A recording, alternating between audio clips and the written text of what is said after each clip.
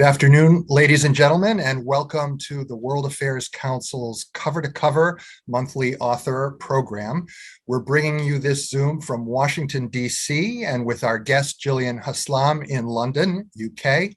And we're delighted to hear quite a distinctive and amazing voice on the subject of poverty, philanthropy, and humanity. My name is Bill Clifford. I'm president and CEO of the World Affairs Councils of America. We launched this Cover to Cover series 9 years ago and have brought the network of councils across the country and our friends and stakeholders around the world some extraordinary people. Jillian is one of them. She was born in 1970 to parents of British ancestry in India. There, as a child and young adult, she grew up as part of a minority class that doesn't begin to scratch the surface of the level of poverty she experienced, both in terms of health, education, welfare, life in general. I'm going to let her tell the story. She later rose from that circumstance to become a banker and a successful motivational speaker and author. Her first book, Indian English, was a bestseller. She founded 6 nonprofit charities under the rubric of now Remedia Trust, which serves the poor in India and the UK. Jillian Haslam, it's such a pleasure to have you here to discuss your new book, published this month, A Voice Out of Poverty, The Power to Achieve Through Diversity. Welcome to the World Affairs Council's program. Thank you very, very much, Bill. It's an incredible honor to be here. Thank you for the opportunity. And thank you again for joining us from London, where it's early evening. Jillian, it's hard to know where to start. We call this program Cover to Cover, so it makes sense perhaps to go right to the beginning. And you had some parents who left an incredible mark and life lessons on you, and talk about what it was like to grow up in your family in the slums of Kolkata. Well, Bill, my father and my mother, they were both born in India. Their parents, British on both sides, were born in this country, in the UK. And my parents were born in India at the time of the British Raj. My father served the British Army, and my mother's father at that time was also serving the British Army in the railway. That's where they met. Both my parents have been married before. This was their second marriage. And unfortunately, India got her independence in 1947. And India was given 1 year in which to leave the country. The British were given 1 year to leave the country. And most of the British chose to come back to this country. My father's sister was one of them with all her children. And hundreds of families decided that they loved India and they wanted to stay in the country. And my father was one of them. And unfortunately, the decision that he made changed the course of our lives forever. Most of us were born girls, and it was very difficult. That happens in any country. My father never ever blamed anybody, and neither did my mother.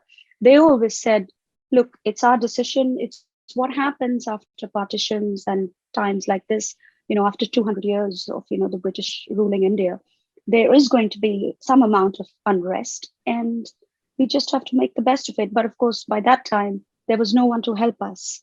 And even now, there are hundreds of families still there. It's your book has given me a lot to think about my own upbringing, and I would venture to say that very few of my colleagues and friends on this call have experienced anything remotely like you did. Perhaps there are 1 or 2, and if so, I would like to hear from them during the call, the Zoom. But it is remarkable. I think 1 week of your life would be more stressful than anybody could withstand.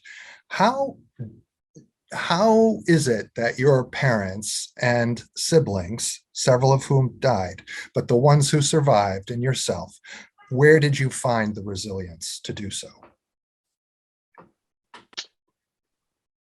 Well, Bill, we found the resilience just by living poverty-stricken lives. So, for example, when we were living under a flight of stairs, we found the resilience because my mother had to go out in search of food. She was also working for two ladies in the same area. We had to fend for ourselves, and we learned how to survive. When we were in the slum where we lived, my little sister Vanessa and myself were looking after two little ones, a brother and a sister. And we had to find again just ways to survive. So we used to go out to the poorest of the poor and ask them for their help. There were a lot of people in the area who pretty much had nothing to give, but they shared it all. And we just learned to survive. We had encountered some tragic accidents. My little sister fell down a manhole, and my father just about saved her life. In this country, Bill, when a child accidentally falls down a manhole, it's national news. Over there, nobody cares. And my other little sister was burnt so badly with hot coals from an oven that she was burnt right up, right down, right to her ribs. And it was so bad that both my parents were out at the time. My father was at work, and I just had to run to a local chemist and get some burn oil, some ointment. And we were fanning her. She was not responding. We didn't have access to the internet or to phones or to anything. So it was very, very difficult. We worked like Trojans from early morning to late at night. We stayed in a slum where more than 3,000 people shared 3 toilets and hardly any electricity. We filled water from a tube well. It was just very, very difficult to live under those circumstances and to help bring up the younger ones as well. Talk about how your family had to separate from time to time, and also the subsistence on the types of food and so forth that you were able to manage to receive or get or purchase. So many instances, but I'll give you 3. When we were living under the flight of stairs, we used to go to the local vendors and just hang around and, just wait for them to give us something. And sometimes, just like with all the other children, they used to splash stuff on us and splash hot oil and say, go away, don't come back kind of thing. But again, it's resilience. We just stood around and waited. And then he would take a paper and put one roti with some meat, curry or something, and shove it in our hands and tell us to go and never come back. But we went back every day, and every day he fed us. When we were in the slum, the poorest of the poor again fed us. We used to go to this vegetable lady, and she used to keep these potatoes and tomatoes for us, which were all bad. We used to bring it home, cut off the bad part, and cook it. We used to go to the meat man. He used to keep all the dried bones that nobody would buy. But he used to sometimes wait for us when we were late, and we used to bring those bones home, boil it, and have soup out of it. And then there was this tea shop man who gave me the milk that saved my sister's life. Of course, they used to dilute the milk, but it saved my sister's life. And even if I stood there for 1 or 2 hours, it didn't matter to me. But all of these people, including the grocery man who used to give us rice and dal and, all oil and any little things, because they knew my parents were not home, and they used to help us. They never, ever took money from us. They were so kind. And literally, Bill, they had nothing to give. Then they were the Sisters of Charity. Every Friday, we used to queue up, never miss that queue at the local church. And the Sisters of Charity used to give us a bag of clothes and a packet of biscuits and some powdered milk. And the powdered milk was like gold to us because we used to take it home for the little ones. And that's where I met Mother Teresa for the first time. I want to talk about your intersections with Mother Teresa momentarily. I want to go back to your parents and what it meant for them to be Anglo-Indian, what it meant for your family within the community, that status, if you will. Please. Well, many people define Anglo-Indians differently. Some people know that it's basically people who are born in India to British parents are known as Anglo-Indians. Some people believe that it's a British father and an Indian mother. Many people have their opinions, but in my case, my parents are British on both sides.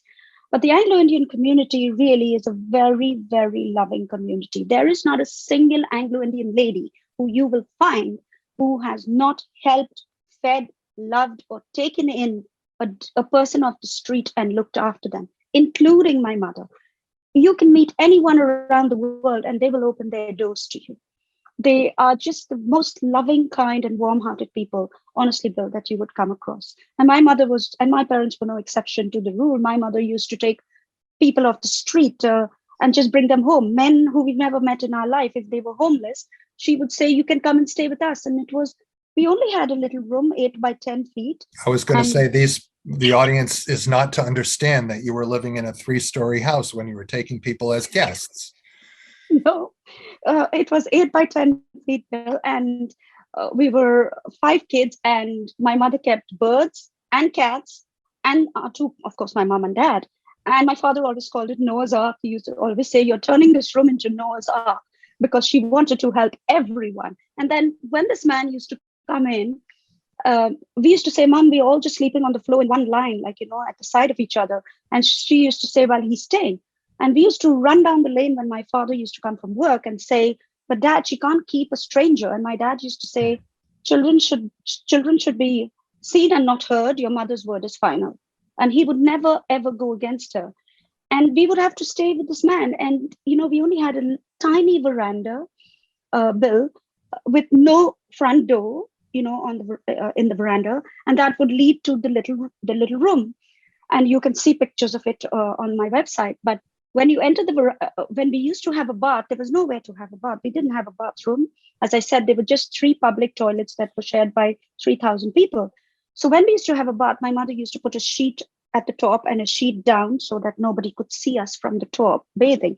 And this man who used to stay with us used to just come from the market with some tomatoes or something and walk straight in. And I used to say, my mom and my dad were very, very tough people. And we grew up to be very tough. So I used to say to my mom, "He's just walked in. He can't do this." And my mom used to turn around and say, "When you become Elizabeth Taylor, then we talk. Right now, get on with life. Move on. He hasn't looked at you. Carry on." And she was so tough, and she made us that way. All of us are all very, very tough. That's the way we were brought up. Very no strong. fever, no health issues, no nothing. She just didn't allow any room for us to say, "Oh, Mom, we don't want to go to school, or it's very hot, or it's very cold, or whatever." She would just make you get on with life. And she would always remind us that there are so many people in the world who are much worse off. That's rather hard to imagine, given the pages that I read in A Voice Out of Poverty over my shoulder. But let me say that one of the things that struck me was whether your father was in and out of jobs, and he had some good ones, and including as a schoolmaster, and he did odd jobs as well. But health conditions interrupted that often. Your mom, also, as you mentioned, very strong, but so overburdened with the daily work of bringing up healthy and not so healthy children. Nevertheless, if they sacrificed for scraps that you could eat or wear, what seemed to be the constant through line is that when you were home, away, you did go away for schooling for a while, but when you were home together, it was a happy time. It was a time when you had stories that nourished you as much as any nutrition. Oh, there were such happy times, Bill. Even if we never had food, and even if we never had anything at home, we longed to go home. We were put into boarding school at the age of 5 and 6. We were so tiny when we were put into boarding school that we couldn't even reach the dining tables at school. The food matron had to order tables from the nursery classes so that we could sit at those tables. We were so tiny, but we loved to go home. And for a long time, my father just said, "We are living in a very bad area and it's not good for girls. So you will just remain in school." So we missed going home. We missed our parents. But when we were home, my father would tell us story after story, and my mother would send my sister and myself to all the tailor shops in the area, the local tailor shops. And they used to make mainly gentlemen's clothes, shirts and trousers. And all these little cut pieces would be thrown all over the floor. And my sister and myself would go with 2 plastic bags, pick up all these little cut pieces, bring it home. And my mother always said, even with nothing, you can make your life into something. And she would take all these cut pieces and stitch beautiful duvet covers and beautiful curtains, pillowcases, and everything. And we would sit around her. She would tell us the story about Joseph and his coat of many colors.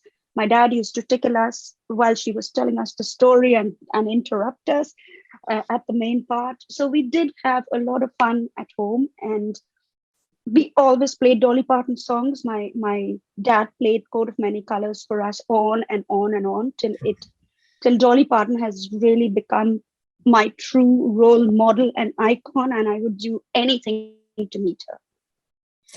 What's also amazing is, as you can look back on these very positive moments, you, your older sister Donna, your younger sister Vanessa, experienced the loss of siblings at a very young age. You also experienced at a very young age abuses and sexual harassment.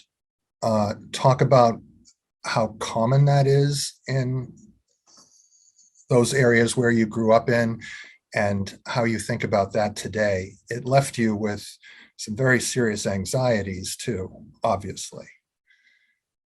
Yeah, Bill, we were a family living in, well, almost a proper slum, and it was very hard. There were just millions of thousands of people, really, and all the little rooms, and there was only one tiny drain running by all the rooms downstairs, which served, I don't know, probably thousands and thousands of families. It was hard, but in terms of the abuse, so during the time of Diwali, which is the festival of lights, which we used to really look forward to, but they used to throw these fireworks, which we used to call chocolate bombs. They're basically just paper filled with gunpowder, and they are quite big. And they used to throw it in front of our room weeks before and weeks after the festival. And the detonation was like being in a war zone. And I remember holding my little sister in my arms that year and many years, and holding her ears. My dad we had a tiny little window about the size of a computer screen, that small. But my dad used to close it up, and we used to close our little door, but nothing could block out that sound. And it was deafening. And the smell of cordite in the air was suffocating, but we had to remain in that room. We were terrified for years on end. And then there was the time of Holi, which was again a festival of color, and we loved it. But again, because, we were different, they used to throw these water balloons at us from high-rise buildings, at our breasts, at our ears, at our necks, and getting it from such a distance, it used to hurt so badly. It was very hard, but we managed. Many times ladies came out of their houses and put their shawls around us. Many times my mom went out and fought for us. But most of the time we would come home, and our sisters, we would just chat and say, don't tell mommy or don't tell daddy, because we were just scared if my parents fought back, they may have been harmed, somebody may have hurt them. So a lot of the time we didn't say anything. And with sexual abuse, I didn't say anything, because again, it was the man who was so he didn't do anything really major, but he used to help my mom and dad a lot with small amounts of money. So I didn't really say anything. But all my sisters have been through it. It's just common over there. Even now, I talk to so many girls who still go through it, Bill. It happens, but then it happens in this country too. It happens everywhere around the world, And I think it just happens to people more if you're poor. Pardon me for saying so.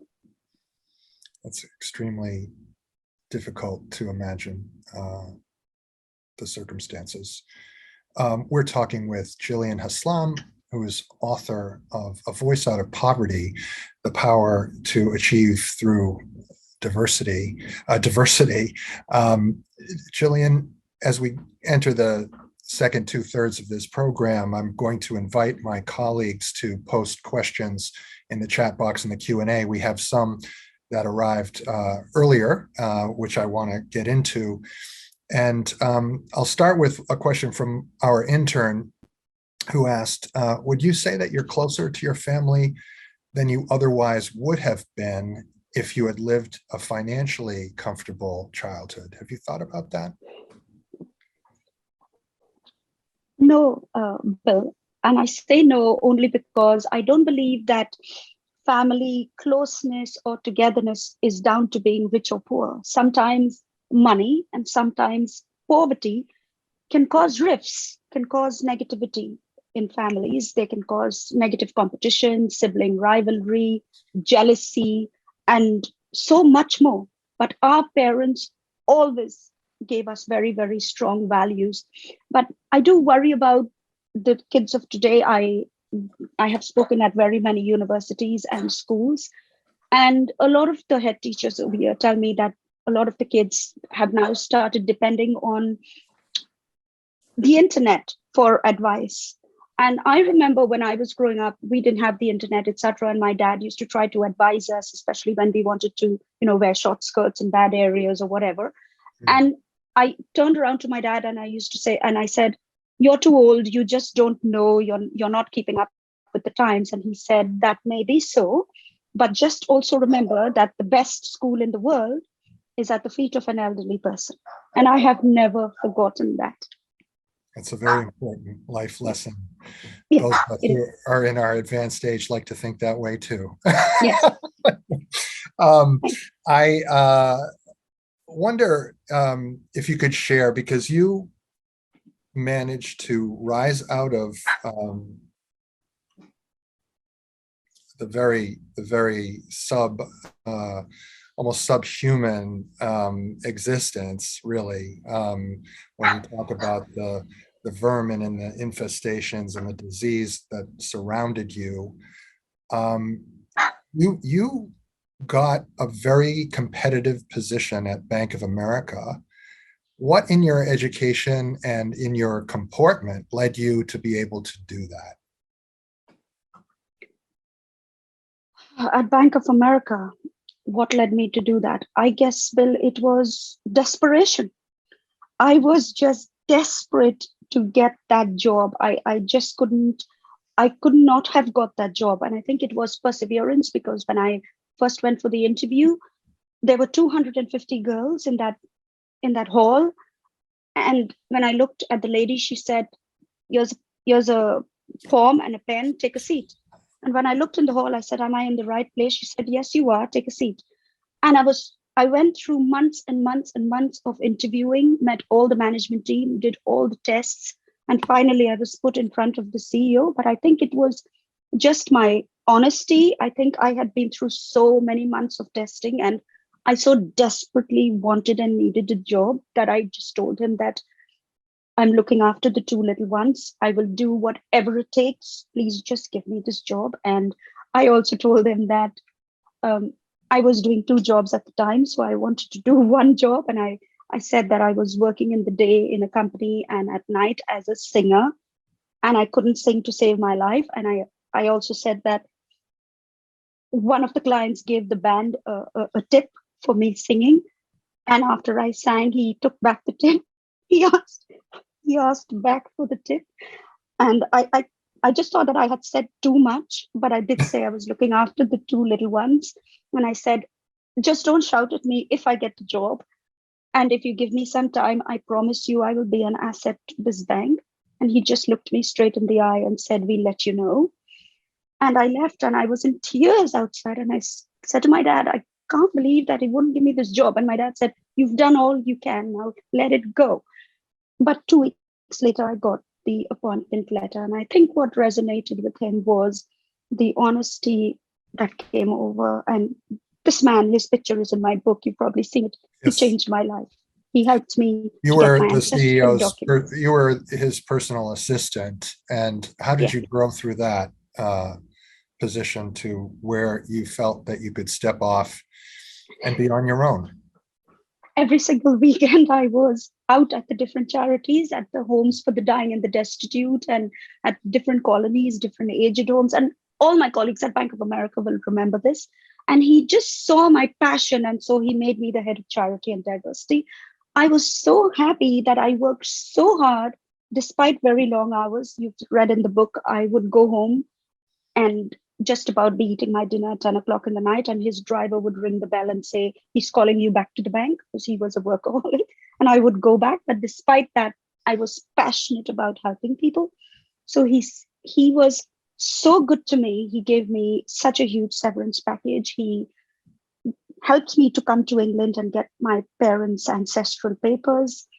And he's still in touch with me, and he's basically changed my life. He's even endorsed my book.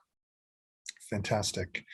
Now, I'd like to ask you about some, I guess you could say, philosophical things too, before we get back down to your charity work today. When you look at, well, it's a question from Laura Walsh. And she wants to ask, since you've grown up the way you have and worked in multiple banks, how do you view wealth? How should society think about wealth? I think it isn't a bad thing to be wealthy. Honestly, Bill, I don't believe in saying that the rich are bad because they're wealthy, or the poor are, let down because of lack of opportunity or anything like that. I don't like to judge people, but I just would say that I think there is good and bad in everyone, and that we do have the opportunity to reach out to people and ask them to help others. I do believe that success for me is not just about getting through yourself, but it is about taking others with you, remembering to take others with you. In banking, we have a lot of leaders that never forget to take people with them. I am a living example in India and in this country. But there are very many leaders who they are me, and myself. But whether it's banking, or whether it's people like us, or whether it's people who are in different professions, I think when you become successful, you shouldn't forget where you come from, who you are, who took you there, and that you need to give back. What do you think of Olivia Saunders' question from Nassau, which is the economic systems that have dominated the world since the industrial age, particularly capitalism? What needs to change in your view? How have you seen the public sector, as well as philanthropists such as the Bill and Melinda Gates Foundation and others, and other foundations contribute, as well as individuals such as Mother Teresa, who operated in the very city that you lived in? I think it's not the system, but the individual responses that are important. I think Bill Gates has done a tremendous amount of good, and he has still donated a lot to poverty. I think there is the Indian gentleman who is Aziz Premji, who has donated 90% of his wealth to poverty. So I just think it's down to the individual, and not really down to, a company or things like that. How do you approach the people that you were one of? India is a country of over 1 billion people, and 1/3 live in poverty. 400 million, that is, we're talking about, in extreme poverty. What has changed, and how do you view it now in the work that you're doing? Why don't you describe also the charitable work that you're doing? Well, the charitable work that I do, Bill, we use an E3 program that is designed to help people with education, empowerment, and employability. We help men, women, and children. And basically, we take little kids, we educate them, and then we give them skills. So, for example, we have beauty training schools, we have secretarial schools, we have English language schools, and we give them a skill to get ahead and to make something of their lives. And of course, empowerment, as you can see, it comes from all of us, all of the people and the teachers, starting with me. But this program has been used. We have delivered it at UNESCO. We have delivered it at the Ministry of External Affairs and some great organizations. But basically, the main program targets women who are suffering with domestic violence, abuse, rape, and mainly abject poverty. How do you set targets? Or you have your mission to lift these people up, particularly women, but they could be elderly, they could be children. What means success in an operation like that? Success is when a little girl, and I'll give this to you in very basic terms. So when a young girl who's 12 or 13 or up to 16, 17 comes into your center and she doesn't even lift her head, as many of them come in with the hijab and many of them without, but they come in and they can't even lift their heads. They are so, they don't have any confidence. They're so poor. They're so afraid of everything. And then in about a year, they stand up and they deliver a public speech to the rest of the girls. We take them on from being fully qualified to trainers, to teachers, and we give them posts and employability. We make them full-fledged beauticians, and you can just see them come to life. It's like, if I could only show you some of my messages, you would be just so amazed at the gratitude that I get. Even before today's call, I got a message saying, "Ma'am, you may not need it, but I just want to tell you thank you for everything and best of luck doing whatever you're doing for us." So they love you so much for what you do for them. That is extraordinarily fulfilling, isn't it? To have that, which you yourself know from their perspective, having walked in those shoes. Absolutely, Bill. There was a time when we were in that slum and when my little sister was dying, and I just felt that the world had given up on us, the country had given up on us, and the community around us had given up on us. And I just felt so alone and so abandoned. I felt like nobody was there to help my parents. And I just felt, if only somebody cared, if only somebody came to our rescue. And that is why I do what I do, because I just keep telling all the people I help back there that I just want you to know that I care. I just want you to know that every single day I wake up and I work every day for you. And I want you to know that I care and I'm fighting to help you. And that makes all the difference. Let's zoom back a bit. You've lived in the world's biggest democracy and in one of the world's richest democracies. Which country, India or the UK, is doing a better job, would you say, to combat issues of poverty, issues of gender discrimination, treatment of others, social justice? I just think that there are different problems everywhere. So, for example, over here, I definitely have to answer Britain, but there's no unique solutions, Bill. But I do believe that, obviously, if I have to answer your question, then it's the UK, because we have a welfare system. We have the NHS, where you can get free medicals. But in India, when you don't have money, you will just die on the street. I queued up with my mom who had cancer for 3 consecutive days to a little window to get one little admission card to admit her into a free hospital. It was so hard. And with me, there were hundreds of people lined up. There's a picture of that in the book. And like I said, you would just die on the streets or you would just starve to death. And I have done very many case studies on hunger and starvation.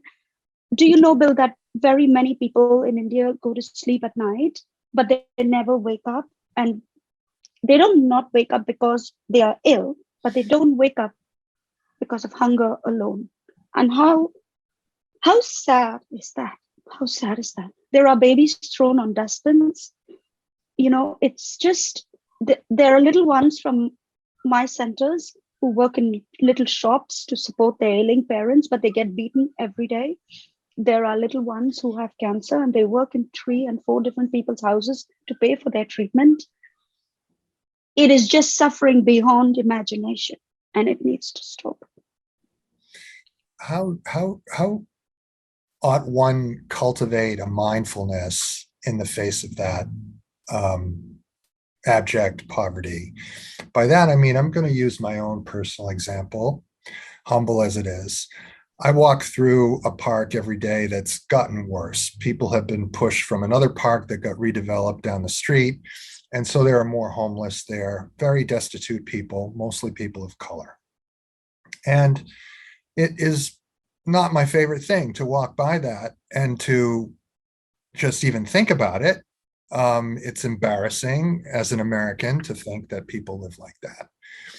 I sometimes leave clothing that I've grown out of or parts of meals that I didn't finish. Sometimes, but not every day. A lot of days I'm just dealing with my own stress, walking by, hustling along, and there's a certain numbness that one can feel. How do you cultivate the mindfulness to be helpful every day? Well, that's such a great question, but I'm going to answer you only because I recently did a little bit of a study, and there is a short video on YouTube, which is called "On the Receiving End of Love." It's on my YouTube channel if your listeners want to listen to it. But basically, it's done from a study by Professor G. Post. And so, for example, if a person at a supermarket has dropped their bag of groceries, and one of us, say, for example, you go and help them to pick it up, they are very grateful and thankful that you helped them to pick it up, but it's you that will actually gain the benefits because your hormones of cortisol and oxytocin, the Yes. love and the bonding hormones rise tremendously. And this does not happen when you give somebody a check or you drop a coin in somebody's box. No, it happens with genuine care from the heart. It happens when you hug somebody and out of empathy. The immune systems and the cardiovascular systems are both benefited. But here's the golden thing that I'm going to give your audience. Giving and volunteering actually benefits you in so many ways. By 44%, Bill, there is reduction in early death just by your oxytocin levels rising. If you've read Darwin's book, The Descent of Man, you will ask yourself the question, why does he mention the word survival twice, but the word benevolence 99 times? And he also mentions that Ebenezer Scrooge, when did he actually change from being Precisely. such a terrible person? He only changed when his neurology, endocrinology, and immunology tapped into something called gratitude. And this is why I tell people to help, because if you do help, there are not just blessings and the normal things that people say, but there are huge benefits coming to you, benefits that you don't understand that is happening inside you. That is so true. And for, an individual in his or her life, their life to experience that physical sensation and how long it lasts actually is something I've learned. We actually had an offsite in Colorado Springs last month for our council leaders, and one of the speakers led from Pikes Peak Foundation, Community Foundation, was discussing just what you mentioned about the biological rush from giving and why it should empower those of us who are in the business of asking for philanthropic contributions to realize the pleasure and psychic benefits it gives to those who are in a position to offer it. But as you also stated, even the poorest of the poor give to each other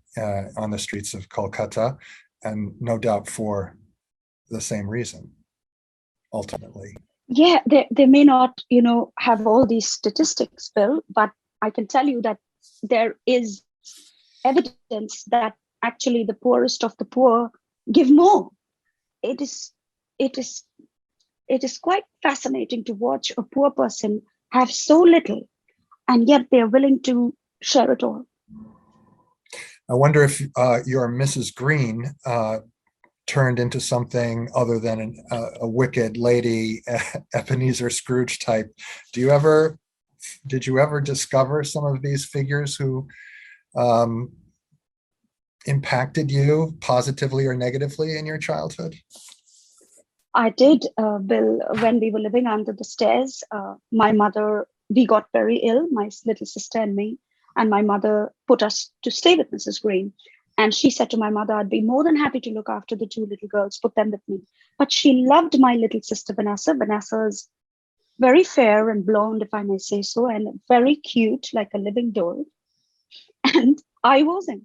And so she took to Vanessa, and she didn't like me. But Vanessa is a teacher today in this country, but she was very naughty from very little.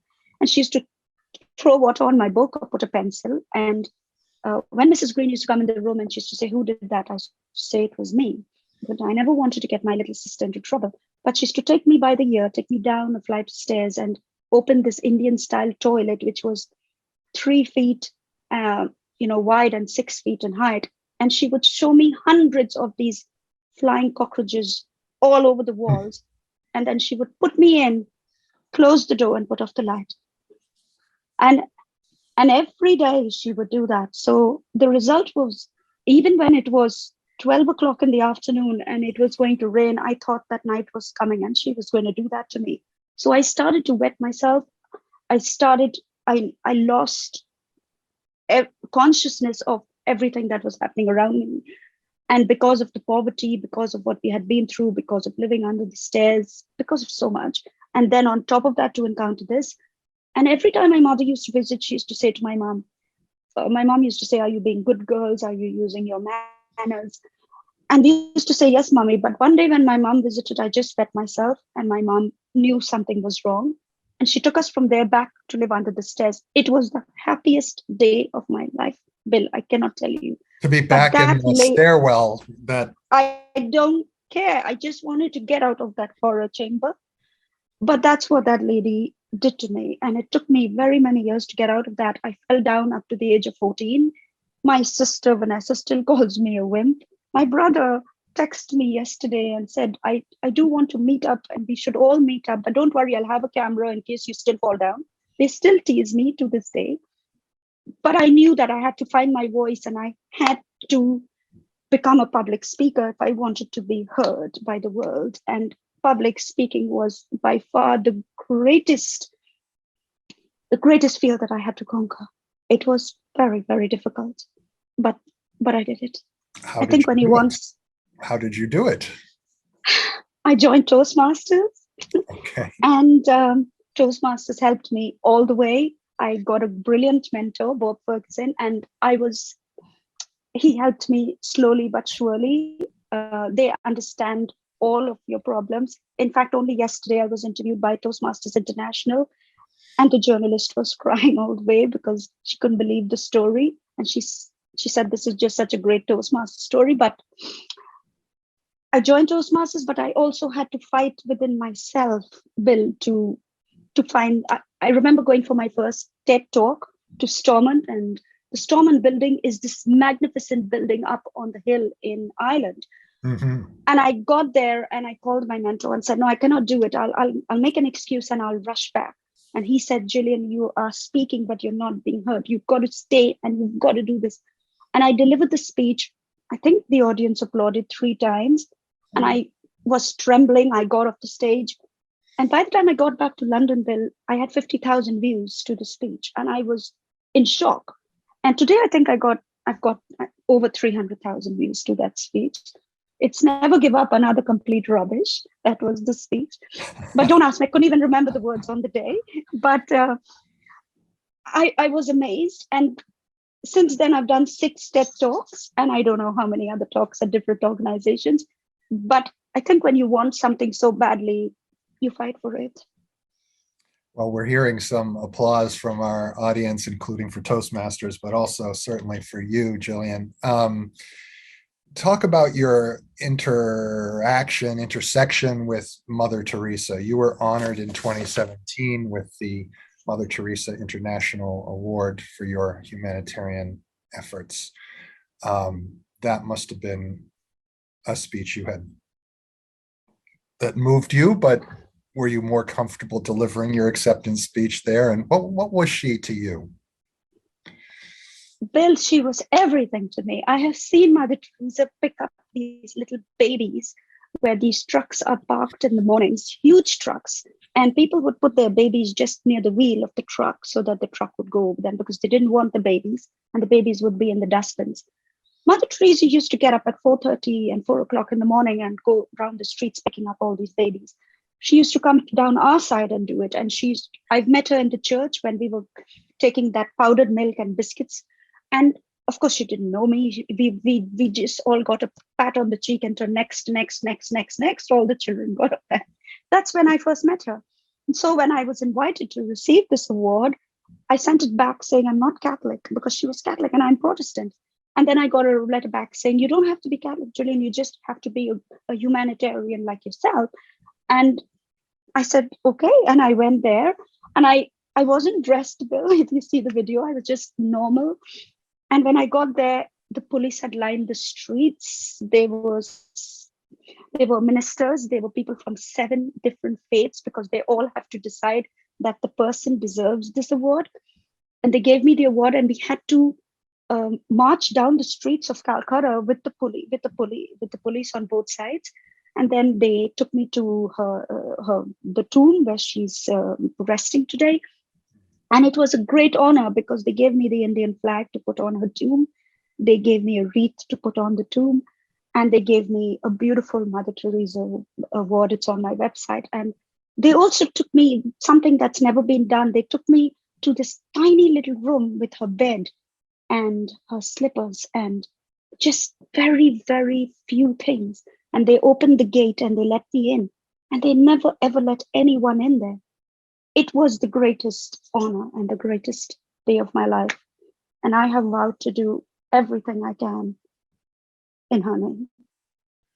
Talk about that is extraordinary. Talk about what is next for you, apart from no doubt a book tour, which you're embarking on from here. Such a privilege for us to be an early, if not the first, host of you. What comes next for Jillian Haslam? After the book tour, Bill, I'm hoping that I can then go back and help people all over the world. In this country, I have spoken at the maximum number of schools and I've received an award for it, but I think they need different kind of help in this country. So I've done that. But in India, I really need to do a lot of work. I also do a lot of speeches for African countries. I never charge because I know of all the problems that happen there. And I try to do as much as I can, but I'm trying to get organizations like yourself to spread the word and to get people to help me to do this. And I truly believe that I will succeed. I'm sure you will. There's nothing that seems to thwart you. I'm reading, adversity is in your subtitle, how you overcome it. But sometimes I think the words adversity and obstacles are like what you once described the word poor.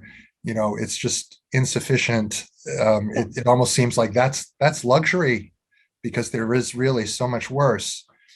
Yes. I guess I'll leave the final question to James Finnegan of Train County Kerry in Ireland, because this is really the underlying word that we'll leave our audience with. What is the secret to resilience? You've spoken of it many times, but give us your best final toast so that we can think about being resilient as we carry through the pandemic and whatever our smaller adversity and obstacles are.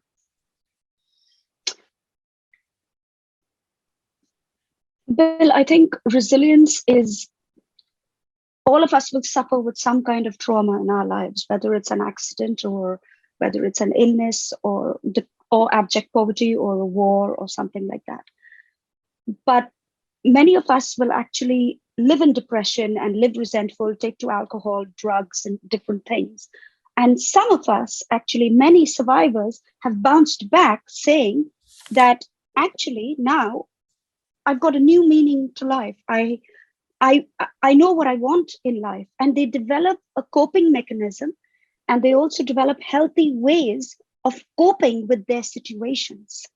And I do believe, or I like to believe, that I'm one of those people, because I've bounced back despite everything. And that's what I encourage people to do. So for me, resilience is making that decision that, yes, something has happened to me, but it's not going to, it's not going to take my life over in a way. And I'm not going to, because I have just one life, As Viktor Frankl says in his book, when the forces of man bear down on him and threaten to, break him, it also has the power to ennoble him. And Viktor Frankl had been through so much. If you read his book, you probably have, Man's Search for Meaning, in the concentration camps. And he was also a neurologist and a psychiatrist. So we have both. I knew you'd have it, Bill. I hope I can find this, Jillian, because as you're mentioning that, I am a fan of poetry. I often do poems at events, although my colleagues haven't seen it lately because of the pandemic. But this is in a chapter, Soup in a Bottle, which was something your mother literally cooked up for you when you were younger out of scraps of bone and dried meat and so forth. And that even your classmates with better things to eat enjoyed that you shared that. But you cited a poem that your father shared with you from Edgar Guest. And so I'm actually going to take the last word because it comes from you, your family, and it's lovely and it's important. It goes like this: when things go wrong, as they sometimes will, and the road you're trudging seems all uphill, when the funds are low and the debts are high, when you want to smile, but you have to sigh, when care is pressing you down a bit, rest if you must, but don't you quit. That's beautiful. You never Thank did. you. It's been a pleasure and an honor to talk to you, Jillian Haslam. Thank you so much. I wish you well with A Voice of Poverty. World Affairs Councils are here in the United States of America to host you when you come visit. We would love that. Thank you so much. I'm very grateful, and I can't wait to meet you in person as well. Thank you. Have a good day, everybody. Join us next time for Cover to Cover in August. We'll be announcing our book and author soon. Jillian, good luck to you. Take care and be well. Thank you again, Bill. Namaste. And thank you to Kaylee too. Bye-bye. Bye-bye.